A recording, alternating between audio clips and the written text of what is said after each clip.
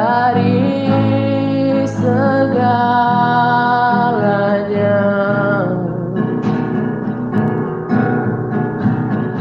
Ku cinta Kau Yesus, Kaulah dambaan hatiku.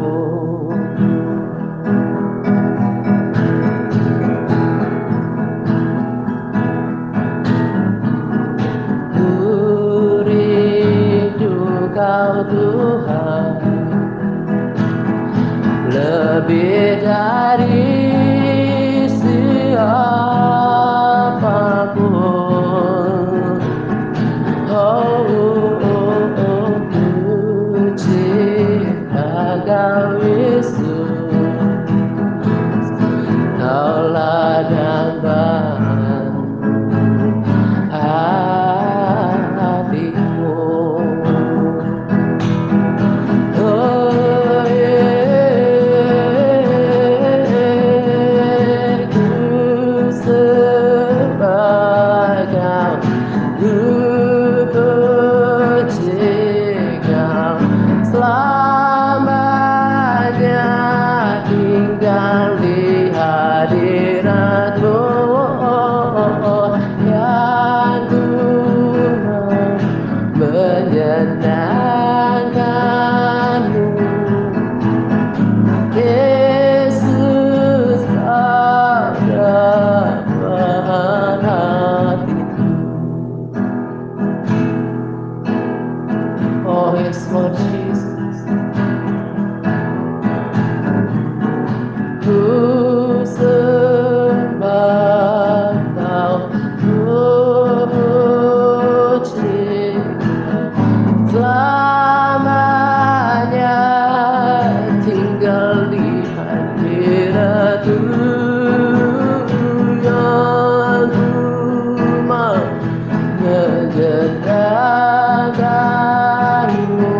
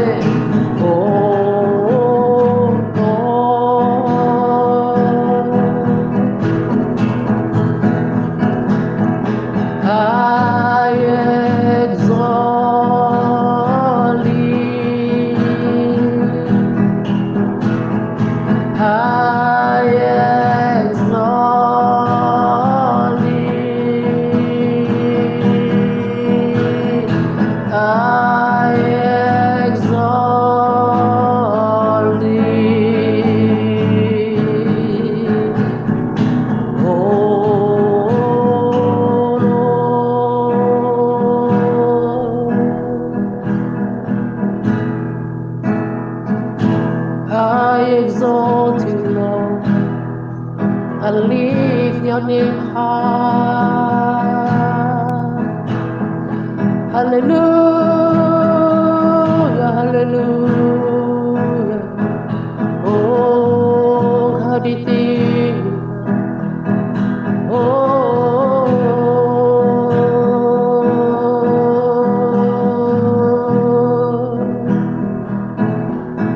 I exalt you, Jesus. Kau kutinggikan, kumuliakan.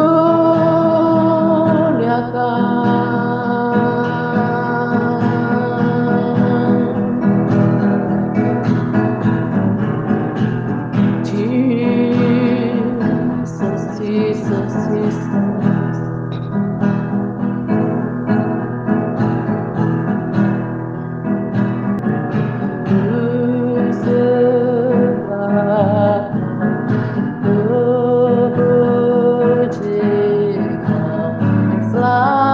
Selamanya tinggal di hadirat-Mu, aku mau menyenangkan-Mu. Yesus, Kau dambaan hatiku. Yesus, Kau dambaan hatiku.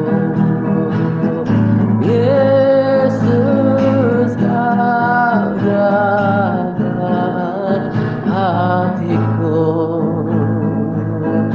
Hatiku.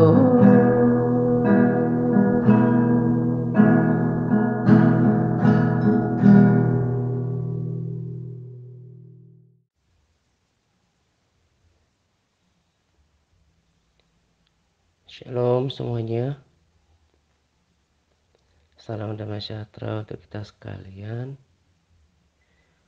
Pada kesempatan ini saya akan berbagi rema yang sangat memberkati hidup saya.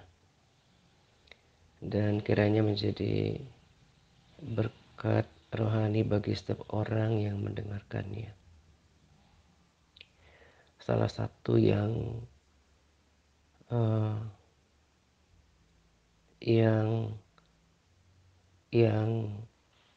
saya sangat nikmati dalam mengikut Tuhan, atau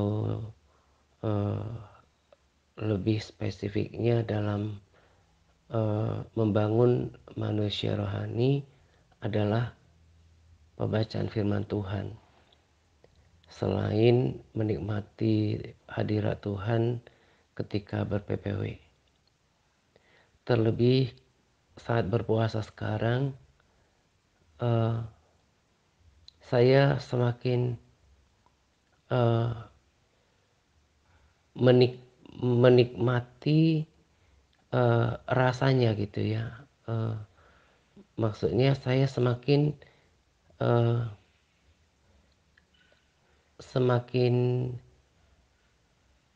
terasa gitu nikmatnya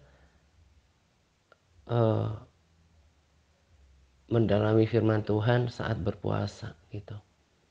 Nah, itulah kenapa saya katakan ambil waktu untuk berpuasa, karena puasa itu sangat dahsyat manfaatnya. Memang saat berpuasa itu adalah masa yang sangat tidak disukai oleh daging, tetapi manfaatnya sangat luar biasa. Seperti firman Tuhan katakan bahwa ibadah itu berguna dalam segala hal. Salah satu daripada bagian daripada ibadah itu adalah berpuasa. Berpuasa juga adalah hal yang pernah dilakukan oleh Tuhan Yesus. Jadi bagi saya menganggap bukan cuma penting ya, tapi sangat esensi, sangat fundamental, sangat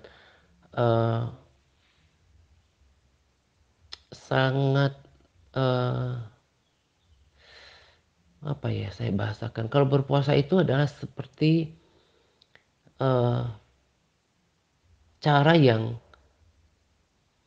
salah satu cara yang yang optimal bagaimana untuk merasakan Tuhan, membangun hubungan sama Tuhan gitu, merasakan Tuhan.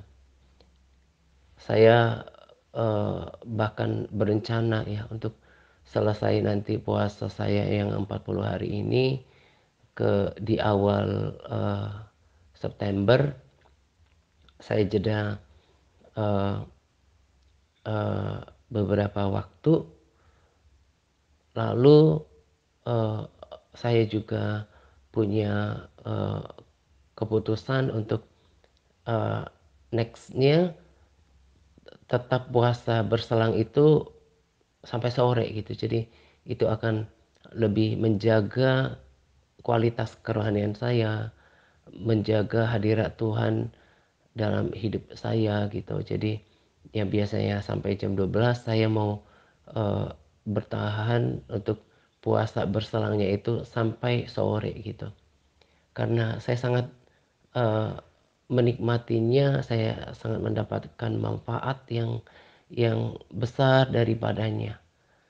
Lalu, eee, selain gaya hidup seperti itu, seperti yang saya katakan tadi, eee, pada saatnya nanti bila saya didorong untuk melakukan puasa, saya akan lakukan lagi at least puasa 10 hari berturut-turut. Karena saya mau kerohanian saya itu terjaga.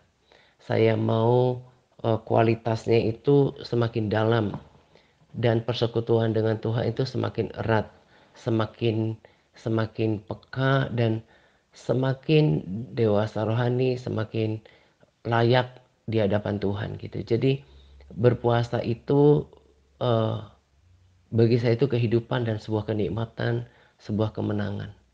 Jadi kalau ada orang yang, menganggap, ketika seseorang mengambil puasa itu seperti, eee eee, mungkin timbul asumsi-asumsi, eee, dari orang tersebut. Mungkin dia berpikir, "Oh ini sedang banyak pergumulan, ini sedang dalam, eee eee eee, kerohaniannya sedang lemah," atau berbagai asumsi yang negatif gitu ya. Saya mau kuatkan setiap orang yang mau berpuasa bahwa justru, eee, komitmen untuk berpuasa itu adalah sebuah kerinduan atau keinginan, kebutuhan yang lebih lagi pengen lebih dalam sama Tuhan dan juga at least untuk mempertahankan kerohanian gitu. Jadi, eee eee, jangan terpengaruh dengan pikiran orang gitu ya. Bagi saya kalau orang berasumsi yang jelek terhadap sesamanya, itu kan pikiran, perkataan, dan perbuatan itu muncul dari hati yang dari, lubuk hati kita gitu. Jadi kalau ada asumsi-asumsi pikiran yang negatif, yang tidak baik, memang hatinya belum beres gitu. Nah jadi, eee, saya mau tetap, ajak setiap orang yang ada dalam komunitas ini untuk memiliki kehidupan berpuasa, mengasingkan diri, menghususkan hari-hari untuk mencari Tuhan gitu. Karena, eee, hanya keaktifan diri kitalah yang membuat kita keaktifan diri kita, komitmen diri kita yang membuat kerohanian kita tetap maju gitu ya. Jadi mau dengarkan firman yang banyak, mau pujian penyembahan setiap hari, eee dengarkan lagu-lagu dari YouTube misalnya gitu ya, pujian penyembahan dari YouTube, atau dengarkan video-video tentang pesan apakah di luar sana pesan-pesan rohani. Kalau di dalam diri kita tidak me me kita tidak mengaplikasikannya, kita tidak mengambil bagian, kita tidak berperan aktif untuk, dimulai dari menjadi pelaku firman, membangun hubungan sama Tuhan, itu juga tidak berarti banyak malah. Jangankan tidak maksimal, tidak berarti banyak malah dalam pandangan saya gitu. Nah itulah kenapa, saya lebih suka dalam mengikut Tuhan, dalam bangun kerohanian, mengambil, keaktifan diri, Seperti ya lakukan berpuasa, merenungkan firman Tuhan, berdoa, daripada menonton konten-konten. Lagi-lagi saya bukan bermaksud menyerang orang-orang tertentu, tapi saya sungguh sedih sebetulnya, bahkan berkabung lihat orang yang sangat mudah dikondisikan oleh konten yang mengatasnamakan pesan Tuhan. Saya tentu tidak menganggap remeh itu, tetapi kalau akhirnya kemudian eh, kerohaniannya dipengaruhi banyak oleh itu, maka dia menjadi orang yang salah dalam menjalankan kekristenan menurut pandangan saya.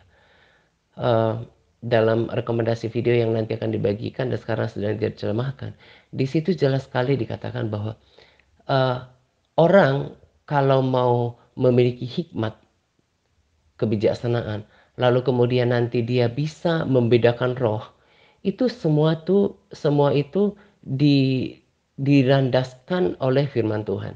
Jadi kalau orang semakin berhikmat, bisa membedakan roh ini dari Roh Kudus atau bukan, itu harus pergaulannya dengan firman Tuhan itu harus mantap. Ada waktu-waktu yang konsisten dalam merenungkan firman, tentu menjadi pelaku, dan juga persekutuan pribadi sama Tuhan gitu. Jadi tidak benar kekristenan dipengaruhi oleh pesan-pesan di luar sana. Sebab semua harus diuji dengan firman Tuhan. Justru saya seyakin-yakinnya uh, berkata pada diri saya, justru ketika saya bergaul dengan firman Tuhan, merenungkannya, memperkatakannya, membangun persekutuan sama Tuhan, termasuk berpuasa, itu saya tidak mudah dipengaruhi oleh konten di luar sana. Dan bahkan itu tidak memiliki daya tarik yang lebih daripada persekutuan pribadi saya sama Tuhan, yang berdoa, memuji menyembah Tuhan, bersekutu sama Tuhan gitu kan, dan juga berpuasa. Begitu. Jadi kiranya menjadi uh, uh, teladan dan motivasi. Dan sebelum saya lanjutkan rema, saya juga mau katakan di sini bahwa uh, kembali kepada apa yang saya katakan tadi ya, bahwa kerohanian seseorang itu tidak tidak bertumbuh, tidak menjadi kuat kalau bisanya hanya mendengar. Mulai dari mendengar sharing di sini atau firman Tuhan di YouTube, di gereja atau pesan Tuhan, tidak akan pernah bertumbuh dengan baik, tidak akan pernah bertumbuh dengan sehat, apalagi berkualitas. Kalau kalau kalau tidak disertai dengan komitmen diri yang mencakup apa tadi? Komitmen diri untuk selalu mengutamakan firman Tuhan dulu setiap hari, merenungkannya, tentu menjadi pelaku atasnya. Lalu membangun kerohanian seperti mungkin berbahasa roh, pujian penyembahan, berpuasa. Yang lain-lain dari luar sana itu hanyalah suplemen gitu. Nah, jadi yang saya rasa dalam pelayanan ini sesuatu yang berulang terjadi gitu ya. Jadi kenapa kemudian atmosfernya nggak enak? Jangan berusaha untuk menyalahkan uh, uh, pemimpinnya gitu. Itu sebuah bukan cuma kebodohan, tapi menurut saya kejahatan hati gitu. Jadi saya masih ingat kebodohan saya di waktu yang lalu gitu ya, ketika bergereja di mengikuti ibadah gitu. Ketika pujian penyembahan saya nggak rasakan hadirat Tuhan, saya cukup sering untuk menyalahkan WL-nya, uh, yang mungkin tidak bisa masuk hadirat Tuhan lah gitu ya. Padahal setelah saya menyadari sekarang, tanggung jawab untuk uh, uh, masuk tidaknya kita menikmati hadirat Tuhan itu semata-mata tanggung jawab kita sendiri. Baik di gereja, sekalipun WL-nya udah koar-koar, udah teriak-teriak, udah berusaha. Tapi kalau kitanya tidak mempersiapkan hati, tidak mengatur fokus kita, kita juga tidak akan pernah menikmati hadirat Tuhan. Juga dalam persekutuan pribadi kita. Kalau pikiran kita melayang-layang, kita tidak manage waktu kita untuk ibadah gitu ya, mempersiapkannya. Kita tidak akan pernah menikmati persekutuan intim sama Tuhan. Dan demikian juga di dalam komunitas ini gitu ya. Jadi jangan bergantung kepada orang. Jangan bergantung pada orang. Kita bahkan berprinsip, Justru kita harus menjadi berkat siapapun kita melalui melalui aktivitas rohani kita, kesetiaan dan konsistensi kita untuk melakukan par, ke kebersemangatan kita dalam membuatkan rekaman ayat hafalan, mengikuti tuntunan yang ada, termasuk membuatkan elpar, berbagi rema, berbagi SK yang membangun, bukan bukan menyatakan hal-hal yang sia-sia, bereaksi, menyampaikan emosi yang justru selain merusak orang lain, justru mempermalukan diri kita sendiri. Nah, jadi komunitas ini milik bersama gitu. Nah, makanya di kesempatan ini juga saya mau katakan bahwa nanti betul-betul akan ada pendisiplinan. Kalau mau komunitas ini kita nikmatin bersama-sama, dibangun bersama-sama, atmosfernya dibangun bersama-sama, semua orang harus mengambil bagian, bersemangat uh, membuatkan ayat hafalan, memberikan rema yang terbaik, memberikan elpar dengan setia dan konsisten, bersemangat untuk berinteraksi gitu kan, ber uh, me, uh, berkomunitas satu sama lain gitu, me, memberikan sapaan yang membangun, memberikan SK yang membangun, bukan memberikan SK yang bereaksi karena emosi yang akhirnya tadi merusak atmosfer yang ada gitu. Nah, jadi karena itu nanti kalau ke depan tim admin akan hubungi uh, uh, para sahabat terutama gitu ya, yang tidak aktif, nanti akan diberikan pilihan. Kalau memang tidak mau ikutin tuntunan TRC, karena di TRC, maka akan dipindahkan ke TRC saja. Tetap masih dalam bagian TRC. Cuma MTRC Advance itu kan seperti kunci utama komunitas atau grup utama untuk membangun atmosfer yang kemudian ditransfer ke TRC Interfam, Elpar, dan juga Big Internet gitu kan. Jadi di sini nggak boleh yang namanya suka-suka gitu. Jadi saya minta maaf, itu akan segera dilakukan. Kalau tidak berkomitmen untuk melakukan semuanya, bukan bukan demi ketaatan semata, tapi demi tadi membangun atmosfer gitu kan, maka akan dipindahkan ke TRC. Kita ini semua sama-sama bertanggung jawab untuk membangun komunitas ini dan untuk menikmatinya bersama-sama.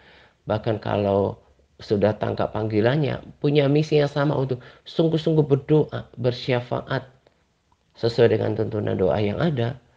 Bahkan di luar itu bersyafaat untuk banyak hal, karena saya suka melakukan itu dalam kehidupan saya sendiri gitu kan. Bahkan dapat panggilan untuk mengambil bagian dalam amanat agung. Bagaimana kita melayani, menjangkau jiwa-jiwa dengan kapasitas dan cara masing-masing gitu. Jadi jangan ada yang uh, uh, mengeraskan hati. Saya pun melewati masa-masa sukar itu tidak bisa dengan sendirinya tanpa komitmen diri, tanpa pengorbanan untuk bangkit. Ya seperti berpuasa, sekalipun saya katakan saya menikmatinya, tapi kan ada pengorbanan untuk menyingkirkan, untuk menomor sekiankan keinginan terhadap makan dan minum. Nah, jadi kita juga sama di dalam pelayanan ini harus punya gaya hidup yang sama. Jadi nanti harus diperiksa ulang lagi siapa yang tentang berpuasanya, yang nggak hafalan di follow up, yang nggak buat modul, kalau nggak dipindahkan saja ke TRC. Bagi saya lebih baik sedikit yang berkualitas, yang bersepakat daripada banyak tapi nggak ngerti hatinya. Karena kalau ada sifat pemberontakan di dalam sebuah komunitas, jangankan di dalam komunitas, di dalam sebuah keluarga kecil pun, kalau kalau anak memberontak terhadap orang tua, baik lewat sikap dan perbuatan, itu akan merusak atmosfer dalam keluarga itu. Demikian juga dalam keluarga rohani di DRC. Kalau sudah tidak lagi ada penundukan diri, orang sudah mau-mau sendiri, digeser saja ke TRC. Tetap kita layani. Saya nggak mau atmosfer yang sudah saya bangun 7 tahun dengan warna dan karakteristik seperti ini menjadi rusak gara-gara orang yang tidak mau bayar harga untuk membangun kerohaniannya, membangun ketertinggalannya. Harus semua bersemangat. Jadi semangat satu sama lain itu akan membangun atmosfer yang bersemangat di dalam komunitas ini. Dan kita yang nikmatin sama-sama. Kiranya kita tetap setia terus bersemangat sampai akhir. Sampai bertemu dengan Tuhan. Entah dengan cara apapun. Entah kematian, entah rapture, entah the second coming. Kita nggak tahu. Kita nggak pernah tahu. Tapi kita tetap bersemangat untuk melakukan semuanya. Jadi siap-siap yang merasa diri telah menjadi lemah, segera bangkit. Saya katakan salah satu cara yang paling mujarab untuk bangkit dalam kerohanian adalah mengambil waktu untuk berpuasa. Begitu. Nah, saya akan bagikan rema dari Hizkia. Saya diberkati dengan pembacaan Alkitab yang saya lakukan setiap hari. Saya tulis, saya buatkan catatan, saya jadikan tuntunan bagi diri saya, teladan, teladani apa yang mereka perbuat gitu, karena Alkitab menceritakan setelah mereka hidup seperti itu, bagaimana Tuhan kemudian berkenan dalam kehidupan mereka. Hizkia di 2 Tawarikh 29 ayat 2 dan 2 Tawarikh 31 ayat 20 dikatakan seperti ini. Bahwa ia melakukan yang benar di mata Tuhan. Tepat seperti yang dilakukan oleh Daud, bapa leluhurnya. Jadi berarti dia hidup seperti Daud, seorang yang berkenan di hati Tuhan. Lalu di 2 Tawarikh 31 ayat 20 dikatakan, demikianlah perbuatan Hizkia di seluruh Yehuda. Ia melakukan yang baik, apa yang jujur dan yang benar di hadapan Tuhan Allahnya. Nah, sikap hidup yang seperti ini yang kemudian membuat Hizkia itu berkenan di hadapan Tuhan. Tuhan hadir, Tuhan nyata dan berperkara dalam kehidupannya.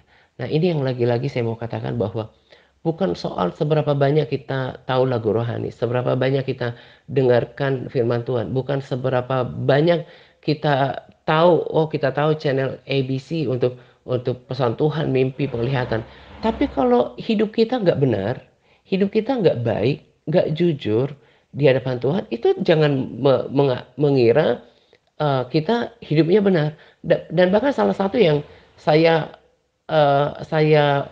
perhatikan gitu ya, yang sangat memprihatinkan bahkan membuat saya berduka gitu ya. Ada orang-orang yang tahu pesan Tuhan dari sana sini, entah penglihatan macam-macam, ditelan aja gitu bulat-bulat gitu ya, karena kurangnya hikmat tadi. Akhirnya merasa dia paling tahu dan ada kecenderungan menghakimi orang-orang yang melayani Tuhan yang tidak punya karunia seperti orang-orang itu. Kan menjadi bodoh dan picik pemikirannya gitu. Karena sama seperti anggota tubuh kita, ada kaki, ada tangan, ada jari kaki, bahkan jari tangan itu berbeda. Ada rambut, ada kulit, semua itu berperan untuk membangun sebuah tubuh. Jadi kalau sampai ada orang yang berpikir, oh hamba Tuhan ini atau pelayan Tuhan itu tidak dapat pesan dari Tuhan, seperti misalnya konten-konten yang lagi katakanlah sedang diperbincangkan gitu ya.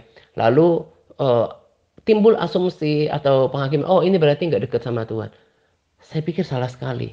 Itulah yang saya katakan, orang ini benar-benar sudah asal main pelan, kemudian diselewengkan, disesatkan, akhirnya timbul pemikiran, oh ini loh yang benar gitu. Setiap orang itu Tuhan pakai dengan kapasitas masing-masing. Nah justru kalau kemudian semua orang akan dipakai Tuhan seperti itu, berarti nggak ngerti kan ya maksudnya. Jadi kalau setiap orang harus mendapat pesan yang sama, satu warna seperti itu, nggak ada lagi keragaman. Nah lalu ngapain juga Tuhan panggil semuanya untuk menyatakan pesan yang sama? Toh semua akan ketemu Tuhan juga dengan cara yang sama, kan nggak mungkin. Saya berharap kalian mengerti bahasanya gitu. Jadi jangan sampai ada penghakiman atau asumsi, oh hamba Tuhan ini nggak benar, orang ini, pelayan Tuhan ini nggak peka. Saya bilang inilah kesesatan orang. yang kemudian terlalu mengagung-agungkan pesan Tuhan, mimpi, penglihatan. Saya pengagung firman Tuhan. Jadi firman Tuhan nanti di rekomendasi video itu bilang, jadi pondasi firman Tuhan yang kuat akan membuat kita berhikmat, bisa membedakan roh. Jadi baca firman itu bukan sekedar sambil lalu atau cuma rutinitas, tapi hidup berakar, tinggal di dalamnya. Sehingga hikmat itu dipertambah-tambahkan. Lagi-lagi yang timbul dari hati saya itu keprihatinan. Merasa karena dia udah telan, karena dia kan tipe orang yang mudah terombang-ambing, mudah terkondisi. Jadi pada saat tertentu dia rasa konten inilah yang benar, lalu timbul asumsi yang jelek dari dirinya, oh bahwa ini nih yang gak dapat pesan Tuhan seperti ini gak peka, menambah dosa, udah penghakiman. Nah jadi kembali pada dasar kekristenan yang benar, firman Tuhan, firman Tuhan. Itu yang benar, persekutuan pribadi. Ambil waktu berpuasa, berdiam diri, cari Tuhan. Itu yang utama. Dan itu yang membuat saya tetap bangkit dan bersemangat melalui semuanya. Dan yang saya percaya dari 7 tahun di dalam pelayanan ini saya bangun. Berakar dalam firman Tuhan. Firman Tuhan akan memberikan kita hikmat, kemampuan untuk membedakan roh. Bukan konten-konten. Saya sederhana berpikirnya gini. Tanpa itu pun saya akan selamat kalau saya hidupi firman Tuhan. Maka pergaulan dengan firman Tuhan itu yang saya cari. Persekutuan dengan firman Tuhan. Nah, jadi untuk bangkit, saya kasih tahu kepada, dan saya peringatkan kepada MTRC Advance. Segera perbaiki kekristenannya. Salah satunya berkomitmen ambil puasa. Kalau nanti tidak ada, nggak bangkit, saya minta maaf akan dipisahkan dari MTRC Advance dan digeser ke TRC. Ini waktunya. Karena rasanya udah 2-3 kali saya ingatkan di RSSP sebelumnya. Gitu ya. RSSP atau VSSP, VSSP sebelumnya. Gitu. Jadi nggak boleh merusak suasana di sini. Di sini merusak atmosfer nggak boleh. Saya sudah tentunya Tuhan ya, Roh Kudus yang membangun, tapi melalui kehidupan saya membangun pelayanan ini gak mau dirusak dengan kemalasan yang menjadi lemah, apalagi dirusak oleh sesuatu yang tidak berdasar dengan firman Tuhan. Saya bahkan perhatikan baik-baik, saya bahkan dengan serius sarankan, kalau merasa pelayanan ini kayaknya pemimpinnya gak peka terhadap pesan Tuhan di luar sana, kalau merasa pemimpinnya itu kayaknya ini terima vaksin gitu ya. Saya ngomong aja nih, ini baru kelihatan gitu. Karena terus terang saya katakan, karena saya udah bilang kan dari dulu, soal vaksin itu pro dan kontra. Kalau merasa punya keyakinan gak divaksin, monggo, jangan diperdebatkan di mimbar TRC. Mimbar TRC itu adalah grup-grup WA ya, di Facebook, di media sosial. Jangan perbincangan sesuatu yang lain dari firman Tuhan. Ini peringatan keras. Nah, jadi saya malah sarankan kalau merasa Pak Atta itu udah divaksin loh gitu ya. Itu kayaknya udah salah jalan loh. Dengan serius saya katakan, saya sarankan silahkan keluar dari komunitas ini. Saya akan terus jalan bersama dengan orang-orang yang sepakat untuk tetap menjadi pelaku firman. Mengejar Tuhan, mengejar kedekatan dengan Tuhan. Saya bahkan selaku orang yang yakin dengan apa yang saya dapatkan gitu ya, juga tidak memaksa orang untuk divaksin, untuk menyarankan orang atau menghakimi orang yang nggak divaksin. Karena itu saya berpikir itu yang kenapa itu yang kemarin saya katakan ketika saya dengarkan video gitu ya, orang ini singgung tentang itu. Saya katakan, Tuhan, saya juga masih muda. Apabila sekiranya saya salah gitu ya, saya mau bertobat. Tapi bukan berarti saya udah tobat nih gitu ya, tobat dia dari vaksinnya. Enggak, tapi maksudnya menunjukkan kerendahan hati apabila mungkin salah gitu. Adalah sebuah keterbukaan. Tapi bukan berarti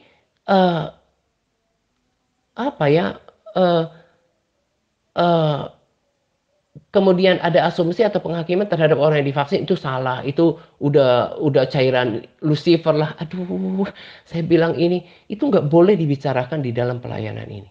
Tempo hari saya baca SK seperti itu. Saya peringatkan dengan keras. Kalau merasa aliran seperti itu, saya sarankan dengan serius tinggalkan pelayanan ini.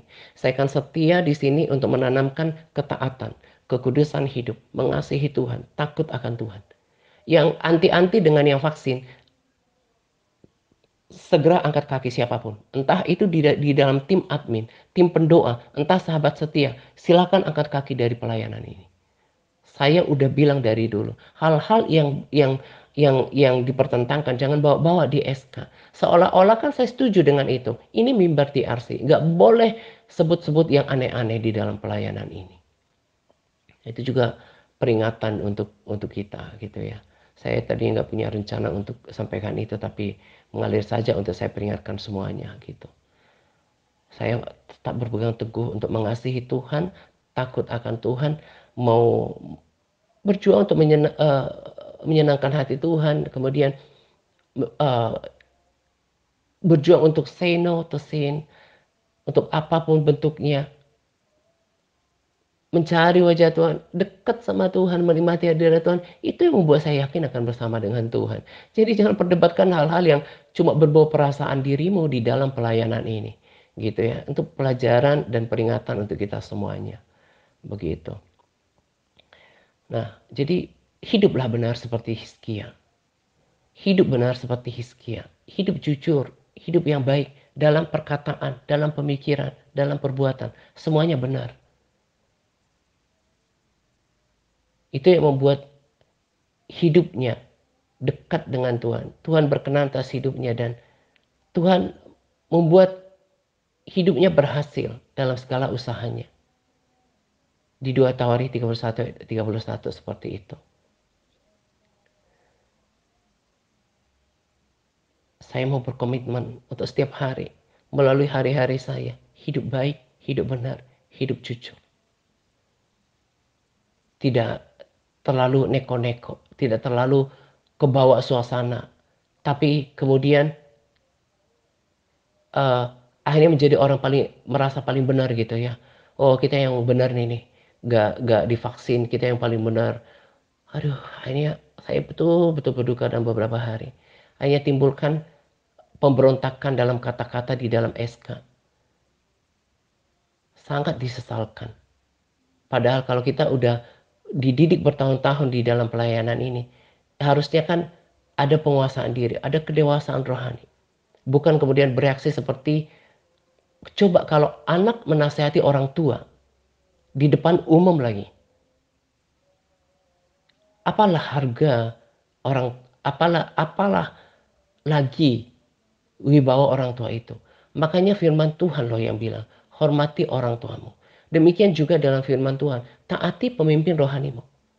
Tapi kalau seperti di depan dibaca banyak orang, seperti menasehati, itu kan udah kesombongan, gak kerasa. Itu udah pemberontakan. Dan itu merusak atmosfer. Saatnya untuk merendahkan hati di hadapan Tuhan. Jangan merasa karena udah lama dengan par, bahkan untuk melayani sudah sangat rohani. Enggak. Nanti saya akan bagikan pelajaran dari Hizkia. Hizkia yang tadinya mengawali hidupnya hidup baik, hidup benar, hidup jujur. Ternyata dia pun jatuh, dia tergelincir dalam dosa kesombongan. Nah, sekarang saya masuk pada pelajaran hidup Yosua. Hizkia. Hizkia ini orang yang melibatkan Tuhan dalam seluruh hidupnya. Saya dalam masa-masa puasa ini, saya suka flashback yang di belakang gitu ya.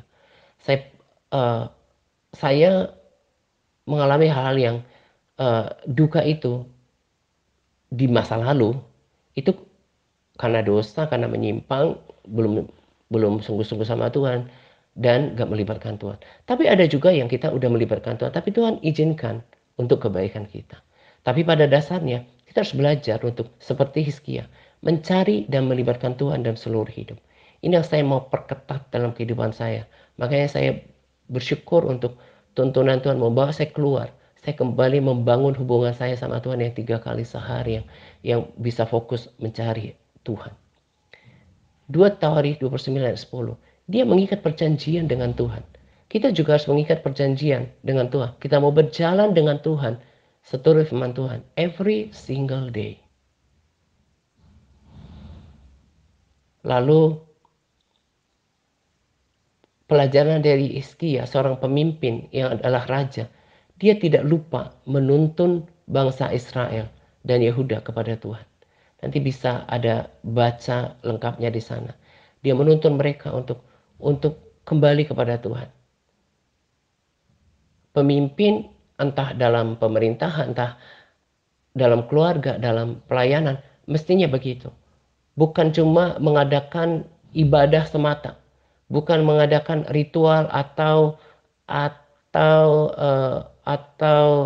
liturgi, tapi sungguh-sungguh menuntun orang-orang yang Tuhan percayakan kepada dia untuk menuntunnya kepada pengenalan akan Tuhan, takut akan Tuhan, mengasihi Tuhan bahkan. Lalu Hizkia ini juga ada pribadi yang mengenal Tuhan dengan baik. Jadi ketika dia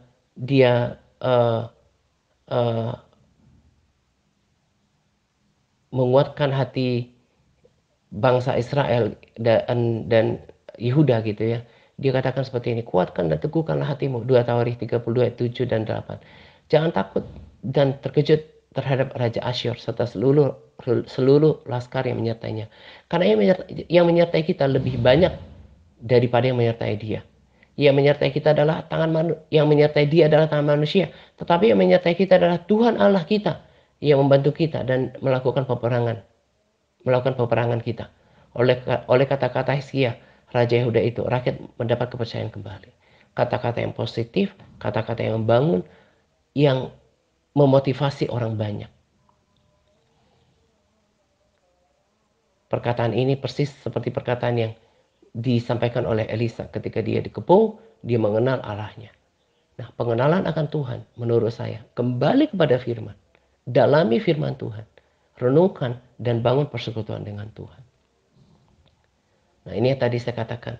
Sekalipun Hizkia itu sudah hidup benar dari awal hidupnya gitu ya.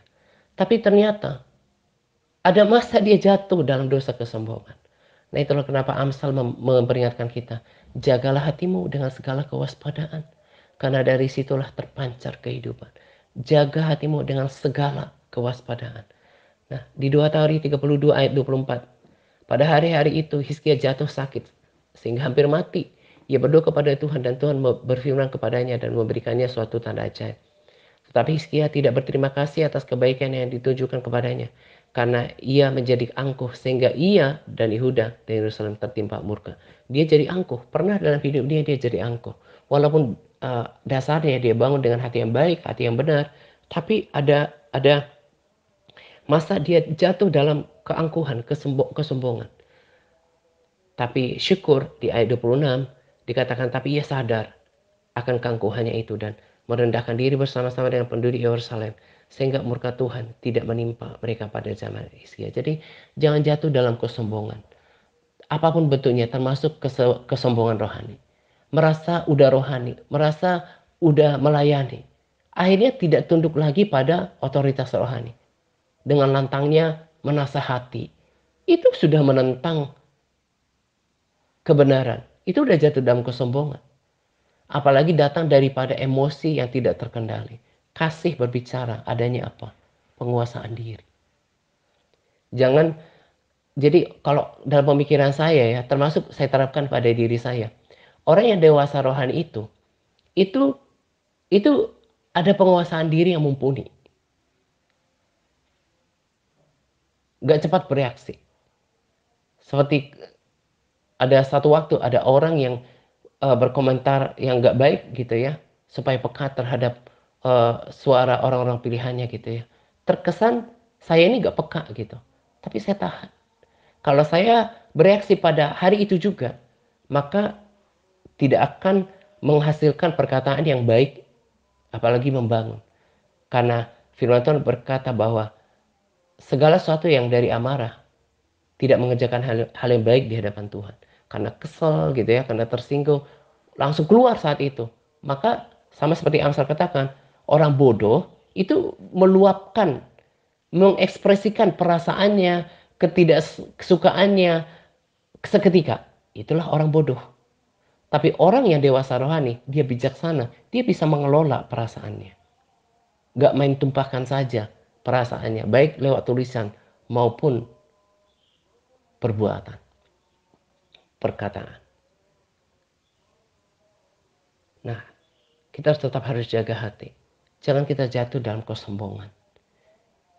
Kesombongan itu bukan kadang, cenderung gak berasa. Ternyata kita sudah merasa diri kita paling benar. Punya asumsi yang jelek terhadap orang lain. Jangan seperti itu.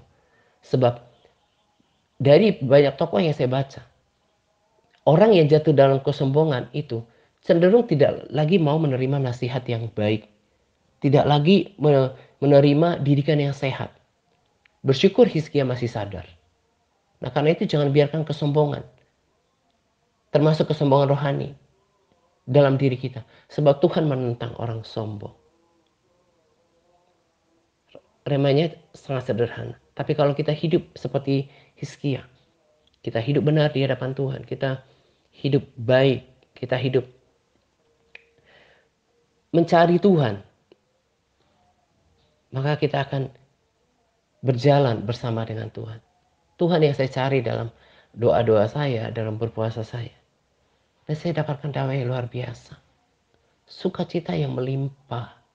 Kekuatan yang baru, semangat yang dipulihkan. Kembali jatuh cinta kepada Tuhan Yesus.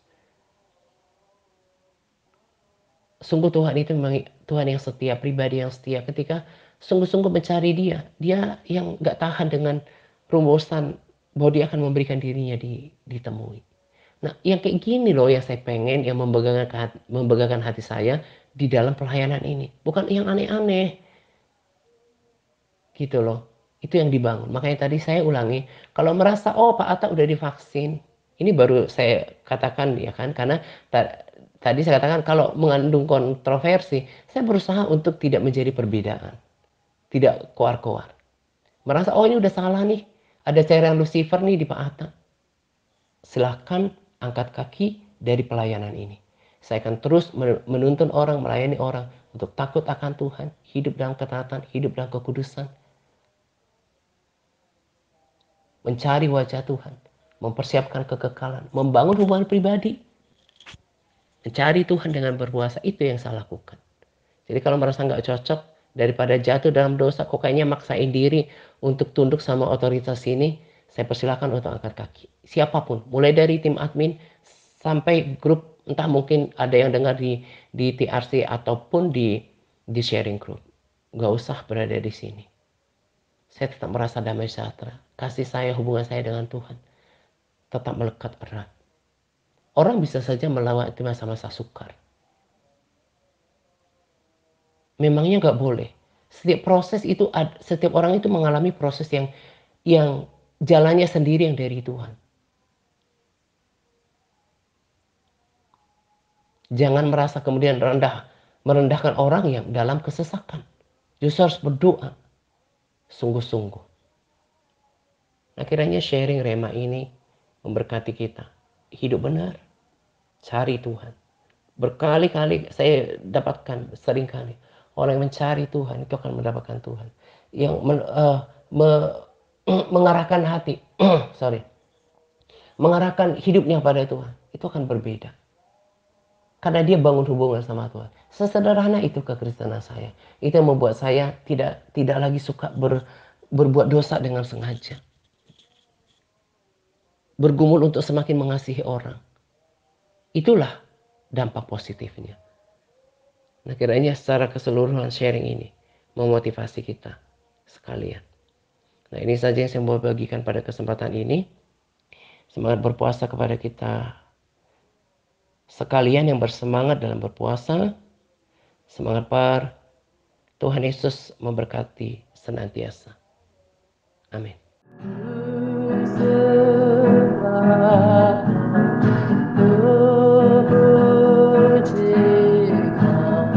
Selamanya tinggal di hadirat.